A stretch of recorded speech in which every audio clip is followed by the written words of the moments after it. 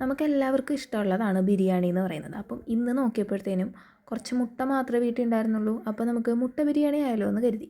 അതിനായി ആദ്യം 4 ഉള്ളി അരിഞ്ഞത്, 1.5 കപ്പ് അരി കഴുകിയെടുത്തത്, 5 മുട്ട പുഴുങ്ങിയത്, മല്ലിയില, ഒരു മീഡിയം സൈസ് ക്യാരറ്റ് മുറിച്ചത്, പുതിനയില കുറച്ചെടുത്തിട്ടുണ്ട്, 3 തക്കാളി, ഇഞ്ചി വെളുത്തുള്ളി ചതച്ചത്, ഇഞ്ചി ഒരു 2 കഷ്ണം, വെളുത്തുള്ളി 4-5 അല്ലി, അല്ലി മീൻസ് ചെറിയ 4-5 വെളുത്തുള്ളി, പിന്നെ ഒന്നര ഒരു 3.5 ടീസ്പൂൺ തൈര്, പിന്നെ കുറച്ച് സ്പൈസസ്.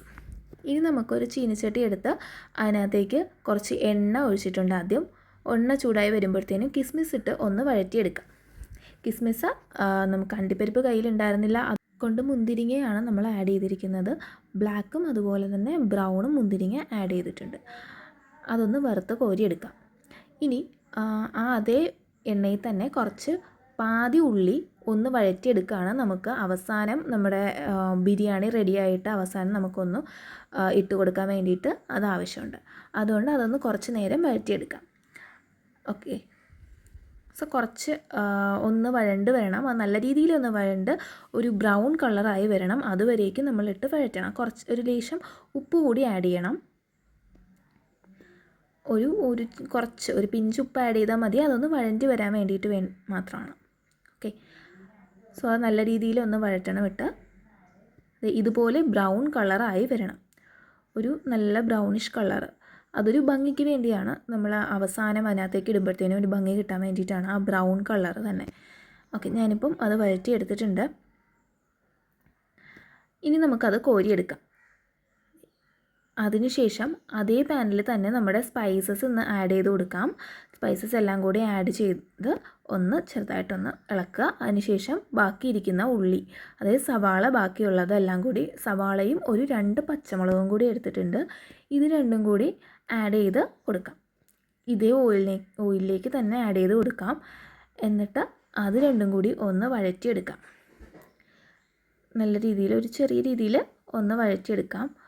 എന്നിട്ട് ഒരു ലേശം ഉപ്പ് കൂടി ആഡ് ചെയ്യാം. ഉപ്പെന്ന് പറയുമ്പോൾ നമ്മുടെ ആവശ്യം അനുസരിച്ച് നമ്മൾ ലേശം ആഡ് ചെയ്താൽ മതി. ഓക്കെ, എന്നിട്ട് അതൊന്ന് വഴണ്ടി വരട്ടെ. നല്ല രീതിയിൽ അതിനെ ഒന്ന് വഴറ്റിയെടുക്കണം. അതിനുശേഷം ഇഞ്ചി വെളുത്തുള്ളി നമ്മൾ രണ്ടും കൂടി ചതച്ച് വെച്ചിരിക്കുന്ന പേസ്റ്റ് ഉണ്ട്. ആ പേസ്റ്റ് കൂടി മിക്സ് ചെയ്തിട്ട് എല്ലാം കൂടി ഒന്ന് നല്ല രീതിയിൽ ഇളക്കി കൊടുക്കുക. അത് കഴിഞ്ഞിട്ട് നമ്മുടെ തക്കാളി, 3 തക്കാളി അരിഞ്ഞ് വെച്ചതുണ്ടായിരുന്നു. ഈ തക്കാളി ആഡ് ചെയ്യുക. തക്കാളി ആഡ് ചെയ്ത് തക്കാളിയും ഒന്ന് നല്ല രീതിയിൽ ഇളക്കി കൊടുക്കുക. ഇളക്കി അത് മിക്സായി ഒരു തക്കാളി ഒന്ന് വെന്ത് വരുന്നത് വരെ അതിനെ നമ്മൾ ഇളക്കി കൊടുത്തുകൊണ്ടേ ഇരിക്കുക. നല്ല രീതിയിൽ ഇളക്കുക. എണ്ണ അതിനകത്ത് തന്നെ ഉള്ളത് കൊണ്ട് തന്നെ അത് അടിയിൽ പിടിക്കത്തൊന്നുമില്ല. അങ്ങനെയുള്ളൊരു പേടി വേണ്ട. ഇളക്കി കൊടുത്ത് ഒന്ന് അടച്ചു വയ്ക്കുക. 2-3 മിനിറ്റ് ഒന്ന് അടച്ചു വയ്ക്കുക. ഈ അടച്ചത് നമ്മളിപ്പോൾ ഇവിടെ തുറന്നിട്ടുണ്ട്. ഇനി നമ്മൾ അതിനകത്തേക്ക് നമ്മൾ അരിഞ്ഞു വെച്ചിരിക്കുന്ന ക്യാരറ്റ് ഒന്ന് ആഡ് ചെയ്ത് കൊടുക്കാൻ പോവുകയാണ്. നമ്മളൊരു മീഡിയം സൈസ് ക്യാരറ്റ് എടുത്ത് അരിഞ്ഞ് നേരത്തെ വെച്ചിരുന്നു. അതൊന്ന് ആഡ് ചെയ്ത് ഒന്ന് ഇളക്കി കൊടുക്കുക.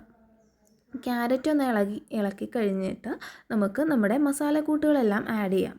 അതായത് മസാലക്കൂട്ടെന്ന് പറയുമ്പോൾ നമ്മൾ മുളക് പൊടി, മഞ്ഞൾപ്പൊടി, ഗരം മസാലയാണ് ആഡ് ചെയ്യുന്നത്. ഒരു 2.5 to 3 സ്പൂൺ മുളക് പൊടിയും 1 സ്പൂൺ മഞ്ഞൾപ്പൊടിയും 1 സ്പൂൺ ഗരം മസാലയുമാണ് ആഡ് ചെയ്തത്. അതിനുശേഷം നമ്മുടെ 3.5 സ്പൂൺ തൈര് നമ്മൾ മാറ്റി വെച്ചിരുന്നു. സ്പൂൺ എന്ന് പറയുമ്പോൾ ഭയങ്കര വലുതെടുക്കണ്ട, ഒരു അത്യാവശ്യം സൈസിനുള്ള സ്പൂൺ എടുക്കുക. തൈര് നമ്മൾ ആഡ് ചെയ്യുക. നമുക്കൊരു ഗ്രേവി കിട്ടാൻ വേണ്ടിയിട്ടാണ് നമ്മൾ ആ തൈര് ആഡ് ചെയ്ത് കൊടുക്കുന്നത്. അപ്പം തൈര് അതും പിന്നെ അതിൻ്റെ ഒരു സോഫ്റ്റ്നെസ് കിട്ടാൻ വേണ്ടിയിട്ടുമാണ്. അതിനുശേഷം നമ്മൾ നേരത്തെ പുഴുങ്ങി വെച്ചിരിക്കുന്ന 5 മുട്ട അതിനകത്തേക്ക് ആഡ് ചെയ്ത് കൊടുക്കുക. ഇതെല്ലാം കൂടി ആഡ് ചെയ്ത് ഒന്ന് നല്ല രീതിയിൽ മിക്സ് ചെയ്ത് കൊടുക്കുക. ഒന്ന് ഇളക്കി എല്ലാ അരപ്പും ആ മുട്ടയിലേക്ക് ഒന്ന് പിടിച്ചു വരണം. അതിനുശേഷം നമ്മൾ എടുത്ത 1.5 അരിയാണ് എടുത്തിരിക്കുന്നത്. അപ്പം അതിൻ്റെ ഇരട്ടി, അതായത് 3 ഗ്ലാസ് വെള്ളം അതിനകത്തേക്ക് ആഡ് ചെയ്ത് കൊടുക്കുക. നമ്മൾ എത്ര അരി എടുക്കുന്നോ അതിൻ്റെ ഇരട്ടി വേണം നമ്മൾ വെള്ളം ആഡ് ചെയ്ത് കൊടുക്കാൻ. അപ്പം 3 ഗ്ലാസ്സാണ് നമ്മളിവിടെ എടുത്തേക്കുന്നത്. 3 ഗ്ലാസ് വെള്ളം എടുത്തു. എന്നിട്ട് ആ ബാക്കി 1.5 അരി നമ്മൾ ഇതിനകത്തേക്ക് ആഡ് ചെയ്ത് കൊടുക്കുകയാണ്. ഈ അരിയും ഇതിനകത്തേക്ക് ആഡ് ചെയ്തിട്ട് ഇതിനെ ഒന്ന് അടച്ചിട്ട് വേവിച്ചെടുക്കണം. ഓക്കെ, ഒരു 10 മിനിറ്റിനുള്ളിൽ അത് വെന്ത് വരും. നമുക്ക് പിന്നെ ഇതിനകത്തേക്ക് ഒന്ന് ഉപ്പ് നോക്കണം, ഉപ്പ് പരുവാണോന്ന് കൂടി നോക്കണം. ഇതിപ്പോൾ നമ്മൾ അടച്ചിട്ടൊരു 10 മിനിറ്റ് വേവിച്ചതിന് ശേഷമുള്ള അതാണ് ഈ കാണുന്നത്. അതിനുശേഷം അതിലേക്ക് നമ്മൾ മാറ്റി വെച്ചിരിക്കുന്ന മുന്തിരിങ്ങ ആഡ് ചെയ്ത് കൊടുക്കുക. പിന്നെ പുതിനയില, മല്ലിയില ഇതെല്ലാം കൂടിയിട്ട് ഒന്ന് ആഡ് ചെയ്ത് കൊടുക്കുക. എല്ലാം കൂടി അതിൻ്റെ മുകളിലേക്ക് ഇട്ട് കൊടുക്കുക. പിന്നെ നമുക്ക് ഇതിനെ എല്ലാം മൊത്തത്തിൽ ആഡ് ചെയ്ത് കൊടുത്തതിന് ശേഷം നമുക്കൊന്ന് അടച്ചിട്ട് വേവിക്കണം. വേവിക്കുക എന്ന് പറഞ്ഞാൽ വളരെ കുറച്ച് സമയത്തേക്ക്. പിന്നെ നമ്മുടെ ഉള്ളി മാറ്റി വെച്ച ഉള്ളി കൂടി ആഡ് ചെയ്യണം. ഉള്ളിയും കൂടി ആഡ് ചെയ്ത് അതിന് ശേഷം അതിനെ ഒന്ന് അടച്ചിട്ട് നമുക്ക് ഒരു മിനിറ്റോ മറ്റോ ഒന്ന് അതിൻ്റെ മണവും എല്ലാം ബിരിയാണിയിലൊന്ന് പിടിക്കാൻ വേണ്ടിയിട്ടാണ് അതുപോലെ തന്നെ നമ്മുടെ മല്ലിയിലയും പുതിനയിലയും ഒന്ന് വാടി വരാൻ വേണ്ടിയിട്ട് ഒന്ന് അടച്ചിട്ട് വേവിക്കുക. നമ്മൾ വേവിച്ച് 10 മിനിറ്റ് കഴിഞ്ഞിട്ടുണ്ട്. നമ്മളൊന്ന് അത് തുറന്ന് ഇളക്കി കൊടുക്കുകയാണ്. നമ്മുടെ ബിരിയാണി ഇവിടെ റെഡി ആയിട്ടുണ്ട്. നല്ല കഴിക്കാൻ പറ്റിയ നമ്മുടെ മുട്ട ബിരിയാണി വളരെ നല്ല മണം വരുന്നുണ്ട്. നല്ലൊരു ബിരിയാണിയാണ്. ശരിയായിട്ടുണ്ട് നമ്മുടെ. ഇനി നമുക്ക് സെർവ് ചെയ്ത് കഴിക്കാം.